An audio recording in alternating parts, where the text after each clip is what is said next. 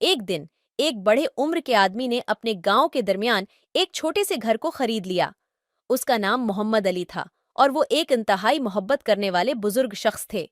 मोहम्मद अली के गांव की रोशनी की तरह उनके दिल में भी एक खूबसूरती चमक होती थी। वो घर को खरीद कर उसे अपनी दिल की ख्वाहिशों की तामीर करने का इरादा रखते थे। मोहम्मद अली का घर गांव के दरमियान वाक़ था और वो वहां पर प्रामण माहौल में रहते थे। उनकी दुनिया की सबसे बड़ी खुशी उनकी छोटी भांजी ऐमान थी, जो कि उनकी दिल की बातें समझ सकती थी और उनकी देखभाल करती थी। एक दिन मोहम्मद अली की सेहत में थोड़ी सी कमी आई और वो बीमार पड़ गए। ईमान ने उनका बहुत ख्याल रखा और उन्हें डॉक्टर के पास ले गई।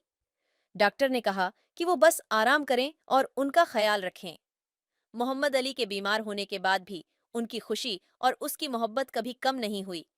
उनकी नज़र में ईमान उनकी जिंदगी की सबसे बड़ी दौलत थी।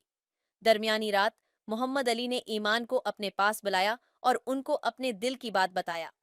उन्होंने कहा, बेटा, तुम मेरी जिंदगी की सबसे बड़ी नामत हो। तुम्हारी मोहब्बत ने मेरे दिल को छुआ और मेरी जिंदगी को रोशन किया।